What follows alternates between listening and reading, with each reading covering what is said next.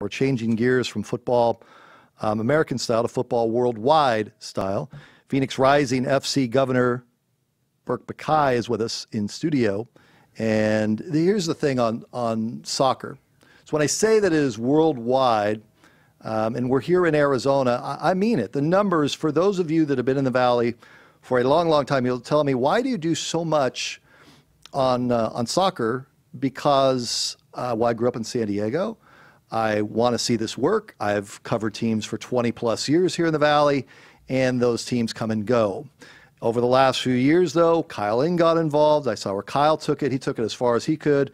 I met Berke I think it was a year and a half ago. That's right. At a game. And you got involved more and more, to the point where you brought in a group of 12? Yes.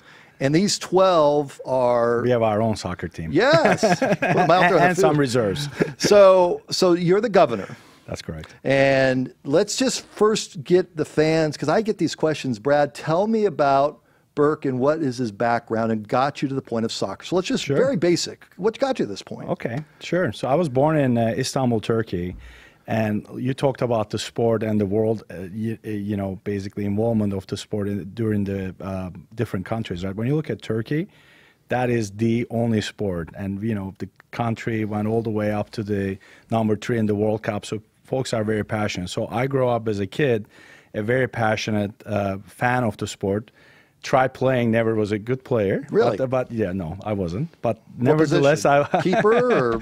No, I was a striker. Striker. Attacking midfielder, I played, and you were getting attacked instead of attacking. That's correct. Yeah, I got you. So I wasn't good, but that's beside the point. That's fine. But I was lucky because my uncle was the co-president of a club called Galatasaray, which is certainly the best club in Turkey. And we have 20 championships in the Turkish league. It was founded in 1905. It has 26 million fan base, and it's the only Turkish club that actually won a UEFA championship and also the Super Cup against Real Madrid. So big following, and being in that environment, I was rubbing elbows with players like Tafarel or George Hagi. So certainly being close to that environment and breeding that puts the seeds of the passion at very early age.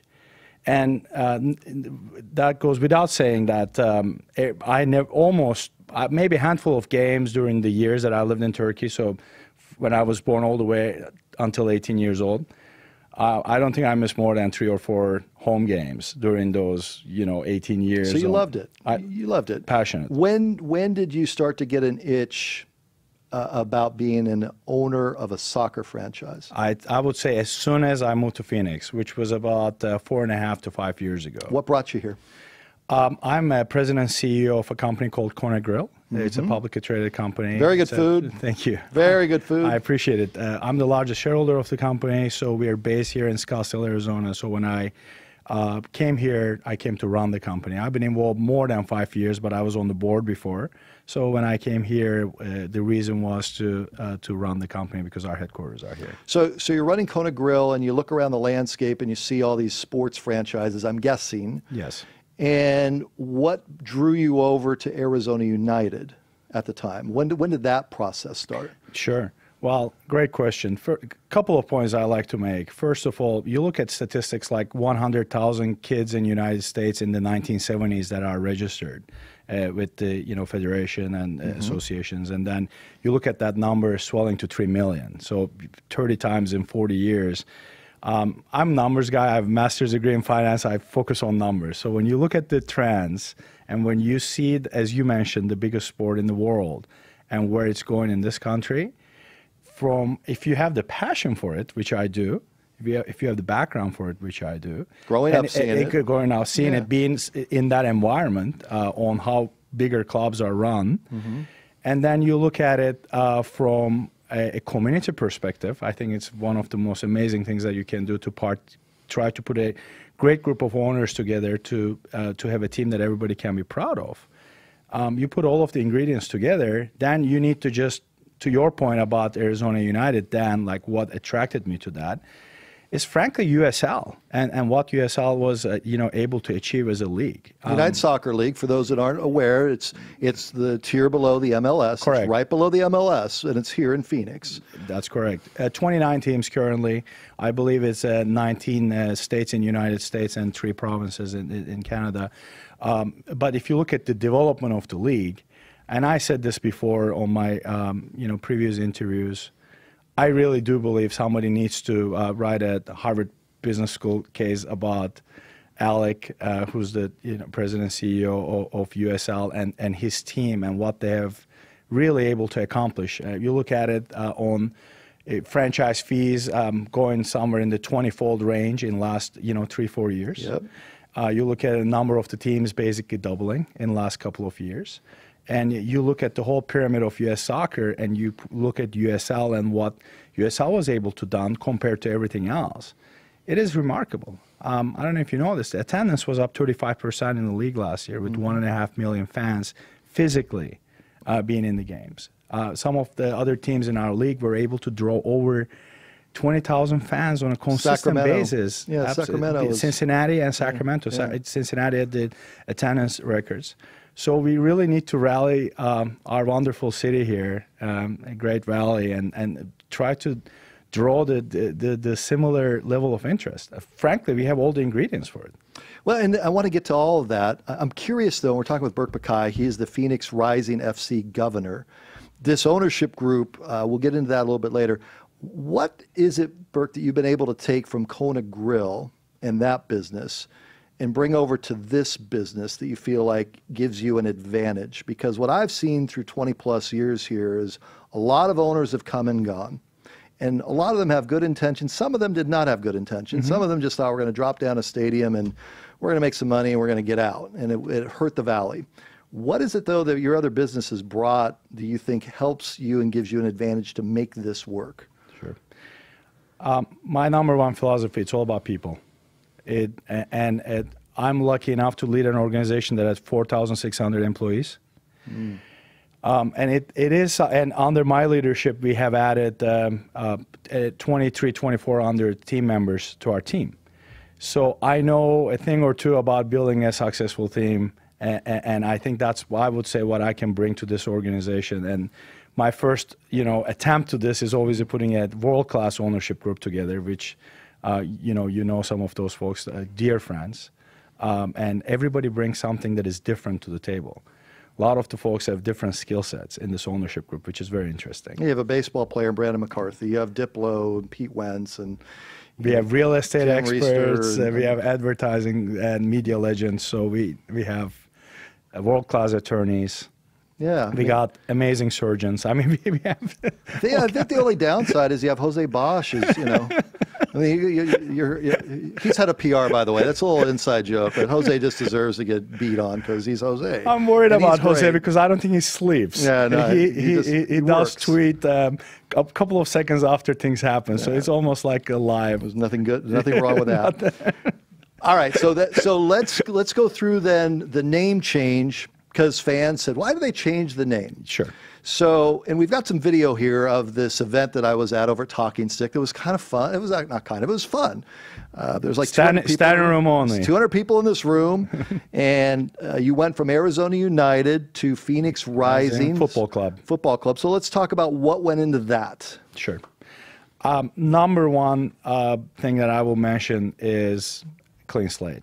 So you have, to your point, even with some good intentions with other owners, like you mentioned, I did not want with my partners to be part of other brands, so to speak, that are in the valley, but we wanted to have a fresh start, right? So Phoenix Rising Football Club is really the first page of that. So we really wanted to get started with a new name, new jerseys, new logos, new home. If you look at some of the ingredients of, in my opinion, what makes or breaks a successful soccer franchise in any city is combination of a couple of things, right? You need to have, first of all, it's all about people, like I said. So you need to have the right ownership that could and has to empower the right management for the team on a day-to-day basis, which we're exceptionally lucky to have Bobby Dooley, that I know you met. COO. Absolutely. That he's doing a fantastic job. You need to empower him. And my advantage is with the team of 11, 12 owners, you have the advantage of creating these small subcommittees that really assist Bobby and his team on different areas of expertise. Finance, stadium building, fan experience. I mean, those are just some of the few areas that our group have different, leadership that they can bring to the table, and we have done that. So then a couple of other ingredients is home, right? So we're going to talk about that. Yeah, we're going to do it a little bit. Yeah, but again, the whole branding, while we're making and going through so many changes, we thought it was important that we start with a clean slate. And it's a good look. It's Phoenix Rising FC. We're going to get into the games and when they're going to get started for the coming season. Yes. Also, there is some confusion, I think, from some fans thinking there's going to be this big stadium built in 3 months. That's not happening, but there is a stadium that is going to be coming here soon, a facility to play, and we'll get into that on the other side. Phoenix Rising FC Governor Berke Bakay in studio. And I appreciate all your time today, by the way. Thank you. Thanks for having me. Sure. Let's turn our attention now to, you're going to start playing at a different field. So the questions, these are questions I get. The days of being at a baseball stadium are gone. Gone. Okay. Absolutely gone. So let's talk about the location. I think we've got some scalings and drawings and all that stuff. The location of where you guys are going, how it's being financed, questions that fans have been asking me. Yes, I got that question asked every single time. To clarify, there will be zero tax dollars utilized to build our pop-up stadium, so it's all internally financed by us. Pop-up stadium means it's a temporary facility with bigger on the horizon. Correct. So let's just go pop-up first, the location, what that's going to look like for the coming year. Sure. So 101 and McClintock is the location. It's in basically South Scottsdale, very close to the Tempe. There it is, very close to the Tempe marketplace. You could see there is about 510 acres of land there, which we have taken 15.6 acres of. And basically the land that we have, it is appropriate for future development of a bigger stadium that you can see the renderings of. But in the meantime, our vision is, first thing that I want to clarify, first home game, the vision is to have this ready, right? So, and that will be either sometime late March or early April. USL schedules are not published yet. So, but if you look historically, those are pretty much the season goes from the late March to early October or late September. So those will be the kind of the range. And the pop-up stadium will be a temporary facility for a couple of years, Berke? Sure. I would hesitate to give you an exact timeline on that. It really depends on a couple of things. But what I can tell you is that fans will have a great fan experience, because for me, again, growing up with the sport, it's all about creating that experience because I lived and breathed it, right? So I'm the fan number one, so to speak, and I want to make sure that we create that environment.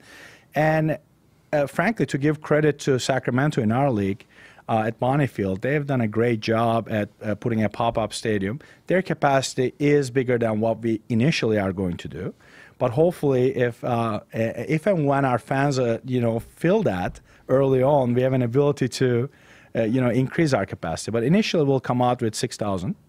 It's bleacher type seating, but it will have the seat backs, so it'll be comfortable. Certainly, coming from a food and beverage industry, I have passion for food, so you can expect a great experience from food trucks, many different food trucks. Does Kona Grill have a food truck? They are now? No, but I'll open it to the community. It's not about me. I will open it to the community and welcome everybody that wants to participate. It's all about giving a wide range of experience to all of our fans. But again, it will be a U-shape, so to speak, seating arrangement. And we'll have our practice fields, obviously next to it. So it'll be our home. That'll be our flag. So to take from the pop-up, take me through the grand vision of this plot of land not even a plot, this whole area, and what you expect it to look like when it is all built out. Because the ultimate goal is the MLS is going to look at this and say, we've got to get to Phoenix. Phoenix is the only top 10 market in the country that does not have an MLS franchise. This ownership group has put it all together. This is why we're going. So give us a full view of what you want it to look like. Sure. I think look, first things, couple of things I want to clarify. Again, we're in the fastest growing professional soccer league in the United States, and that's USL. I am very much proud with my co-owners to be part of that organization. As I said, you have 1.5 million fans, 35% attendance increase. We just had our owners meeting in Clearwater, Florida, and it's an amazing group of people, multiple billionaires, very successful people in their own businesses. So we are extremely comfortable being part of the organization that we are. Having said that, as you said, this is the largest market left in the United States that doesn't have an MLS franchise. And to my knowledge, in the history of MLS, there has never been a situation where an MLS franchise was awarded at a market that there was already an existing USL franchisee without that USL franchise being part of this. Got it. So just everything else being equal, we are very well positioned to be the folks that really prove, with the support of our fans, that professional soccer works in the Valley. I think for that you need a home that is soccer specific, which we're doing, create a great fan experience so fans can show up. You need the demographics, which we have, and now you need to execute. You also have the location. The credibility of the location, to me, whenever I've seen it through the years, that the center of the Valley is the 101 and the 202. Absolutely. And the quicker that people get around that, I know downtown is fighting with the baseball team, and I know they're in it with the Suns. That's their deal, okay? But the fact that you went to where the center is going to be, it actually is in a lot of places. The 101, 202, the access, I think you're going to blow right through 6,000. I would be stunned if you were at 6,000 a year or two from now. I really would be. Me too, by the way. But, you know, we want to make sure that we're, you know, basically walking before we're running, right? So you want to set it up appropriately from day one, fill that. And even within season, we'll have an ability to add on it. So I'll challenge our fans to come out and fill it up, and I promise to write the checks to make it bigger. Wow. So we're rolling on that. You can. Anything else you want to add that I haven't asked you about this whole experience for you? Your partners, people you feel like deserve a little bit of a credit here. I know that you've been able to work with the reservation. You've been able to work with lots of people to make this happen. Anything else you want to add? I would say I've been privileged to be part of many different organizations from a business perspective, multiple boards or running companies.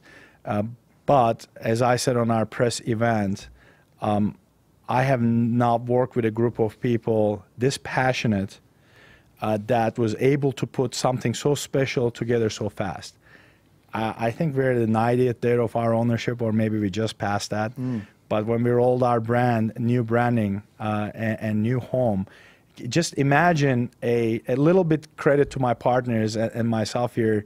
When you talk about a land that is the prime spot in our valley, that land just didn't pop up yesterday, right? So it's been there forever. So for somebody to come and cut a deal in a few months, hopefully is an indication with the internal resources, right? Hopefully is an indication of the collective talent of our No, you're serious. Group. You're serious about this. This is not a hit and run, because I've sat a lot. It's not. A lot of people that have talked a good game, but I've been thoroughly impressed, top to bottom, with what you guys have been able to do here, what your group's been able to do, and I expect great things to come. I appreciate you coming in. Come back sometime. Thank you. Will do. Thanks for having me. Sure. Berke Bakay with us in studio. Sports360az.com. And by the way, it's Phoenix Rising FC. You can go to their website, Phoenix Rising FC. And if you missed any part of this interview, it will replay, of course, on the stream.